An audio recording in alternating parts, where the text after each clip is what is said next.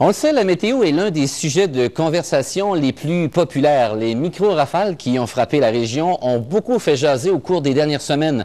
La pluie, les orages et le vent violent ont causé bien des dommages. Catherine, est-ce que les gens sont inquiets?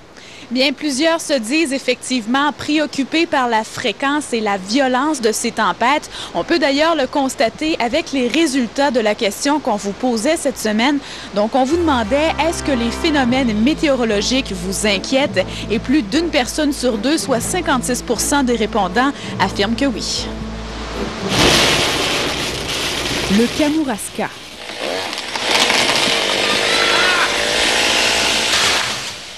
Le quai a viré à l'envers complètement. Le bateau s'était amarré, ça a tout arraché.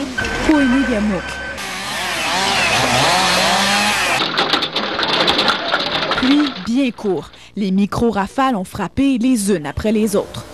Ils ont beau dire c'est normal, là, mais on dirait que ça devient de plus en plus fréquent. Sonia Pelletier s'est retrouvée au cœur d'une violente tempête. Des moments difficiles à oublier. J'avais pas peur de ça, le tonnerre, tout ça, mais là, quand je vais arriver, là, je sais pas combien de temps ça va durer, mais je me sens insécure. Comme elle, plusieurs s'inquiètent de plus en plus des phénomènes météorologiques. De plus en plus, on s'aperçoit qu'il y en a ailleurs, là. Mais ici, on se pensait à l'abri, mais on ne l'est pas. Avant ça, il y avait des tempêtes, mais c'était pas semblable. Là, ça dure pas longtemps, mais ça dure peut-être 2-3 minutes, puis c'est féroce. Et combien de micro-rafales frappent le Québec chaque année? Environnement Canada ne dispose d'aucune statistique. C'est que ces phénomènes sont rarement rapportés par les citoyens. Par ailleurs, tout ça peut survenir en pleine forêt où il n'y a aucun témoin.